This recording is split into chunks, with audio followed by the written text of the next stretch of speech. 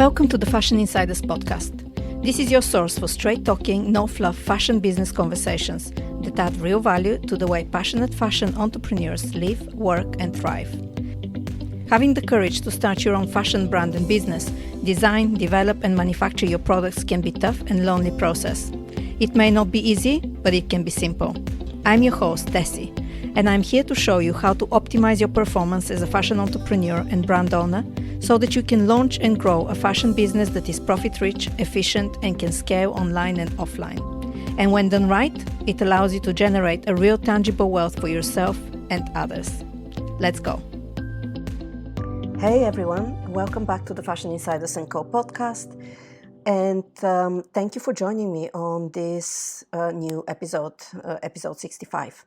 Now, before I kick off and tell you today's topic, I just want to let you know that I'm in the very final stages of recovering from COVID. It finally got me. And if you notice my voice sounding a little strange, you know why. Now, while I was isolating due to COVID, I had a little bit of time to reflect on my career as part of preparing for a talk I've been invited to give. And I put together a list of, it's currently 19 lessons that I learned from launching my own jewelry brand and running it for 8 years. And I thought that I'll share 3 with you. The rest of them I will link to the blog article that I will write about it. But I'll share 3 really important game-changing kind of lessons that I learned. And what's really interesting is that even though by the time I launched my own brand, I was for 10 years immersed working in the fashion industry. And during that time, I had worked for small brands, very small brands, and very large brands, which all exposed me and offered me the opportunity to do all kinds of things, from literally being involved in absolutely every aspect of running a fashion business to really being, kind of in my own lane, the boss of my own little department, which came with a complete different set of lessons, being part of such a big company like, say, Burberry, for example. But despite all the knowledge that I had by the point when I launched my own jewelry brand, there was so much that I didn't know and so much that I had to experience in order to learn those lessons that it's been invaluable, and I really honestly don't know how anyone can learn, these vital lessons unless you go through the experience yourself. And that is why I want to share some of those with you today. So I'll focus on just 3, and like I said, the rest of them I will put together in a blog article, the link of which you can find below, and you can read through them. But the first one I want to start with is titled, "Be Careful Who You Ask for Advice." And this relates to an experience when I was just launching my brand. That was 2008. And during that time, we were just getting into the depths of a recession, quite a big recession, one of the biggest recessions the world probably had seen at that point. And that was the time when I had already invested quite heavily in jewelry and fine jewelry, 18-karat jewelry with a lot of gemstones. And I was beginning to approach shops and try to sell it. And being that I was focusing on the UK market at that time, being that my jewelry was quite expensive, and also I was a completely new brand, as you can imagine, sales weren't exactly happening super fast. Everything that I sold was to private individuals and clients, but not really to shops. And I decided that I should get some advice from people who have launched and grown really successful jewelry companies and take their advice as to how to approach the building of my own brand during a time of recession. And I decided that the people that I really wanted to speak to was Monica Vinader, who is a big jewelry brand, and Monica is the actual founder of her eponymous brand. I also really wanted to meet and get advice from John Ayton, who was the founder of a very big British brand called Links of London at the time.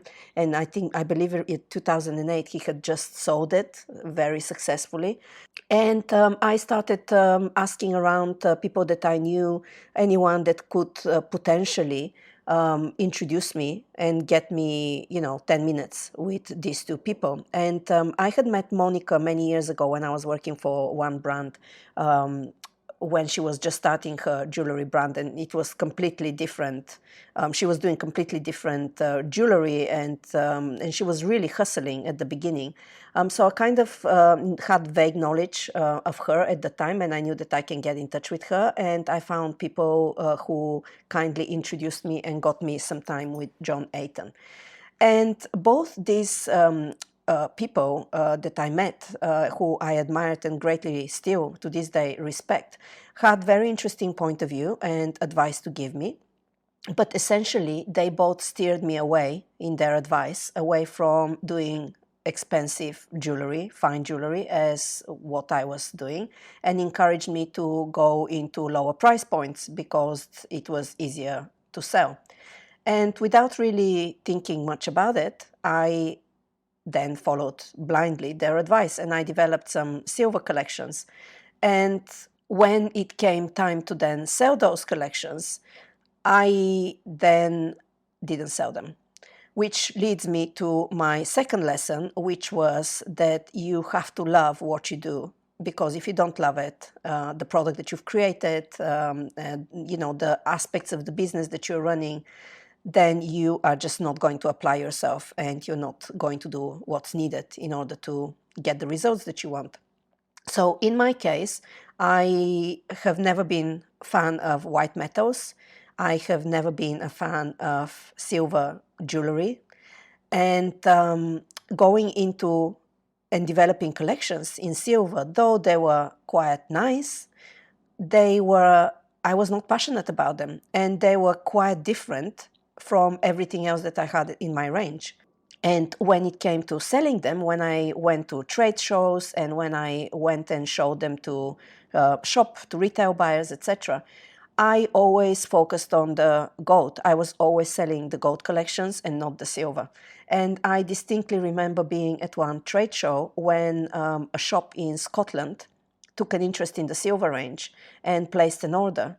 And when I was processing the orders, I conveniently lost or ignored their order. I simply did not want to place an order with my manufacturer and make the silver range and have my silver range represent my brand and be stocked in a shop. And I was also dreading the possibility that they might want to reorder the silver, and I am kind of stuck with having to make even more silver once we came out of the recession.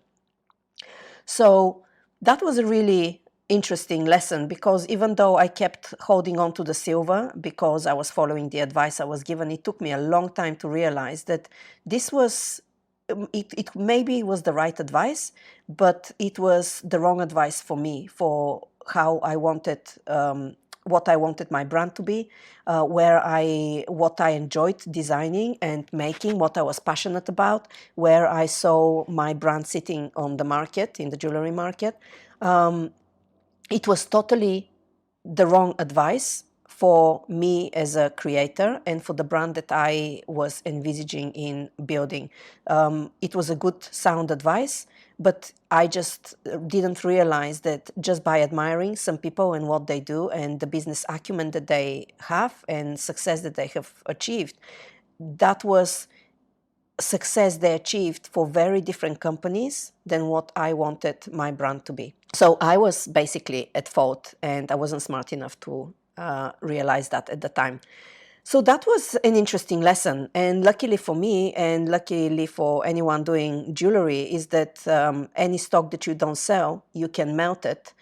You can melt the metal and get some of the value back, which is what years later, when I was winding down my brand a few years ago, I literally, those collections that I made in silver, or the samples, and also some extra stock for my website that I had made to sell, which I did not sell because, as I said earlier, I just simply never promoted, never made any effort with, and any orders anyone potentially placed, I just never went to deliver them. But anyway, I then melted this silver and managed to get some of the value that I invested back. So yeah, those two lessons were really important, and they really are kind of something that I often think about and remind myself in order not to make the same mistakes, and something I often, as experiences, share with the clients that I work with. Now, the third lesson that came around that same time, at the first few years of when I was launching and growing my brand, was that not every market is going to be the right market for your brand, regardless of people who can afford your products. So basically, when I launched my jewelry brand, being that I was based in London, and London is such a cosmopolitan place with such a mix of cultures, and and so many professionals who could afford expensive jewelry, with so many boutiques and retailers who can also were ideal stockists for myself, I naturally thought that I should focus on the UK market because of those two reasons, and also because of the fact that I was here and it was so much easier for me to go and meet retail buyers in person, and organize events in person, etc. And remember back in 2008, 9, 10, when I was, starting to grow my brand, the internet and the direct-to-consumer was not anywhere near what it is today. So my primary aim for getting my brand out and about and sold was approaching shops, and my primary goal was to get myself stocked in boutiques, high-end jewelry boutiques. And the UK obviously is famous for having wonderful department stores and high-end boutiques for jewelry. So while it was a really natural and logical decision to focus on my home market for my jewelry, over time I found myself constantly looking and finding shops, more and more shops, where similar designers making similar jewelry to my jewelry were being stocked, and very often they were coming from America, or rather they were located in America.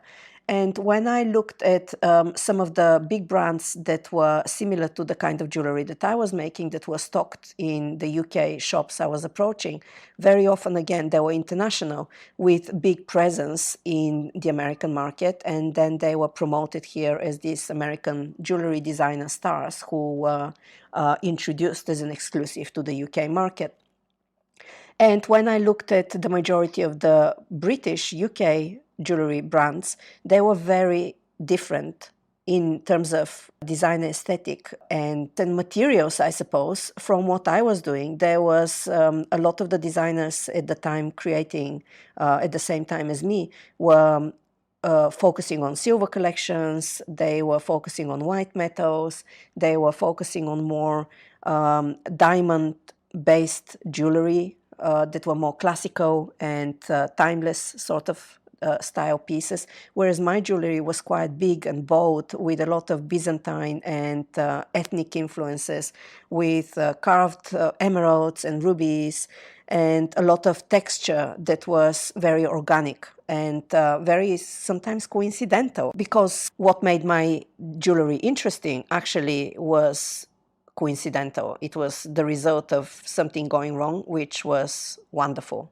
It was wonderful for me, so I just kept it and replicated for other pieces. So at that point, trying to get my jewelry to sell in the market that valued white metals more than yellow gold, that valued timeless, more classic design jewelry compared to what I was creating, and also being of a higher price point at a time when the country was going through a recession was totally the wrong market. And again, it took me quite a while to realize that I really need to stop trying to force to get sales out of the UK market and go to other markets that would appreciate my kind of jewelry a lot more and that had a lot more buyers for my type of jewelry.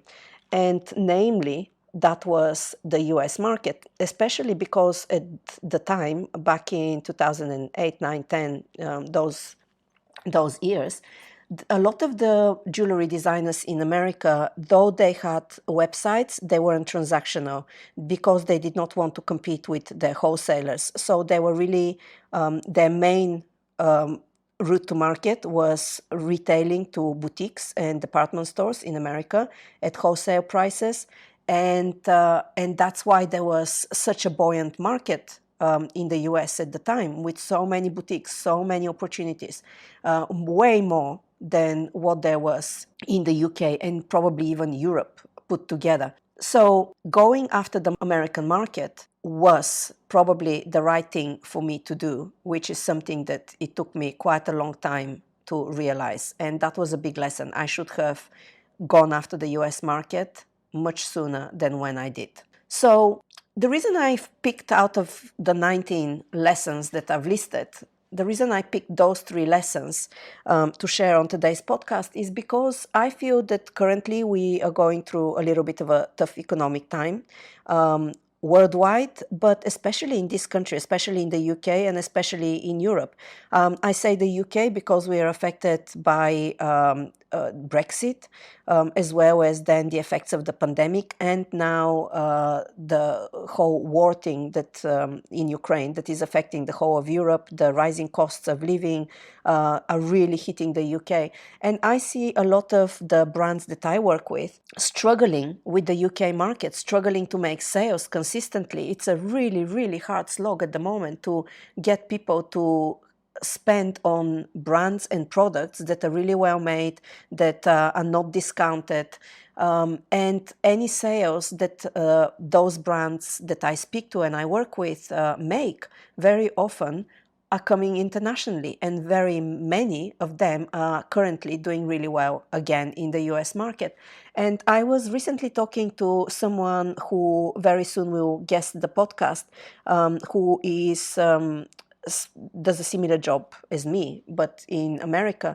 And she, when we were discussing the economy, she kind of laughed and she said, well, we don't have the problems that you have. I mean, undoubtedly they have different set of problems in America, but their economy is not so hard hit as the economy in the UK and Europe is at the moment, because they are too far away from the effects the war in Ukraine is having on us Europeans. Funnily enough, that sentiment then circles back and is reflected in the sales that I see the brands I work with are making internationally. Most of them are coming from America. So that is why I thought it was important to share these 3 lessons, because seeing that we are going through tough economical times, I think it's important for everyone to, kind of think outside the box and try to find the alternative opportunities, how to make more sales, how to grow your brand. And undoubtedly, many will be discussing the challenges they're facing business-wise with people from within the industry, from outside of the industry, anyone you speak to. But be careful who you speak to. Always be mindful of whether they have an experience building a business similar to yours, because if they have built a different business, they would have made a different set of choices and decisions, which would have obviously worked for them in order to get them the success. But that doesn't mean that replicating what worked for them is going to be right for you if your business is completely different.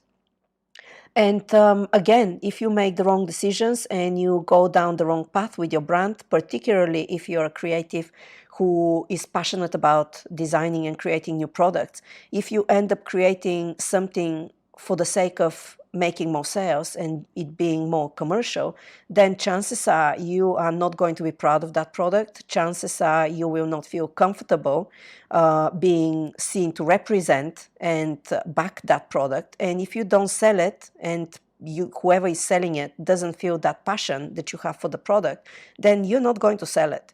Then you've just poured more money down the drain of creating this product, and then you're going to sit on the stock and you're not going to convert it to cash. And for the majority of you, you're not going to be able to get the value of the materials back like I was able to, simply because I could melt back the metals I worked with.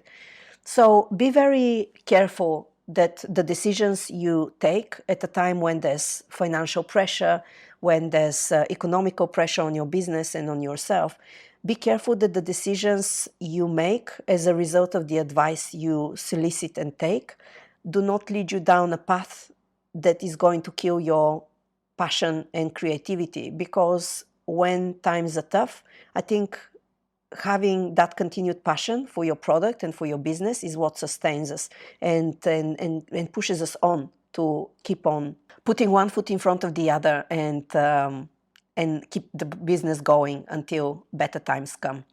And again, the third reason I shared the advice with you today about the markets was that if something is not working, don't try keep on forcing it or despairing. Look at what other markets are there, because when you have a website and when you are a brand and a business in this day and age, you're immediately a global brand. You don't have to stick to one market. And when there's a recession or economic downturn, even though it might be global, it is never 100% global, and it is never 100% equally as bad everywhere. You always have pockets of countries that are doing better than others, and and then they kind of swap. What was doing bad starts improving, and what was doing really well might be then start going bad.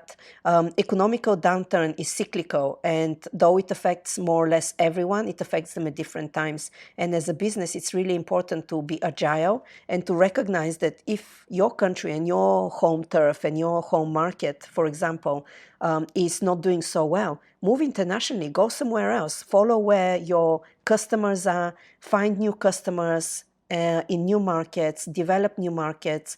It doesn't mean that you have to give up on your main market, but it just means that you are, by being open-minded and quick to react, you are creating new business somewhere else to support your existing business while your existing market undergoes the economic downturn and then moves into a phase of recovery. So that's it for today. I hope you found these 3 lessons that I shared with you useful. And these lessons, as I said, are going to be covered in a blog post, which I'll post the link below for you to read through and learn from my lessons and mistakes that I made. But also these lessons and more is going to be covered in the course Fashion Collections That Sell, which I am currently promoting and have launched. And the reason I mention this course is because it's something that is, it's knowledge that is very foundational. It's knowledge that is really not shared in the industry. And it has taken me 20 plus years to accumulate all the knowledge and experiences to be able to share with you. But the knowledge of creating collections and products that are strategically designed with the purpose of being the foundations on which to create more products and therefore grow your brand. This is foundational knowledge that every brand must know. And I see a lot of brands, especially now when the economic conditions are not so favorable to small businesses. I see so many brands struggling to make sales, not because they have a bad product, but because the product is not formed in collections. It's not strategically designed. What they call a collection is not really a collection. It's just a grouping of products that are nice, but they don't necessarily add to each other, and they don't make it easy for the customer to shop from. And sometimes they make it even impossible for a customer to come back and buy repeatedly from this brand, no matter how much they like it. And over the years, I have realized that while there's a lot of aspects of growing a fashion business that are important, like money, like your manufacturing base, like your marketing tactics, messaging, etc. One area that is extremely fundamental and almost never really recognized and spoken about is the quality of your collections, the kind of products that you design with a particular purpose and the purpose they play within those collections in order for you to be able to then sell repeatedly and also sell to your target audience, which, by the way, is just not one person. I mean, it can be one profile, but there's different nuances within that profile, and often brand founders don't recognize that their ideal customer has different nuances and facets to them. So all of that is in the Fashion Collections That Sell online course that is currently being in promotional mode. It's currently open for enrollment, and there's a link in the show notes below. I encourage you to check it out, and if it is appealing to you, if you have been struggling with sales or with growing your brand, most probably it is because your collections are not designed to an optimum. So I invite you to have a look at the course and join me. And that is it for today. And if you enjoyed this episode, please share it with someone who might also like it. Please leave a review. It would really help me grow the podcast. And I will see you in the next episode. Bye for now. Hey, thank you for tuning into the show and listening all the way to the end. If you want to know more about any information referred to in this episode, we've got all the links listed in the show notes, which you can find over at www.fashioninsiders.co/podcast. If you enjoyed this episode and conversation, make sure to subscribe to the show and get new episodes downloaded as soon as they come out. And if you have any questions, I'd love to help you. Email me your questions to insider@fashioninsiders.co or just send me a DM over on Instagram. Finally, I'd really appreciate it if you could open up the app on your phone and leave me a super quick rating or review. Your reviews tell iTunes that this is a great podcast and it's worthwhile listening and sharing. And that can help me and my guests reach even more people. So that's it for today. I'll be back soon with another episode. And until then, thank you again for listening.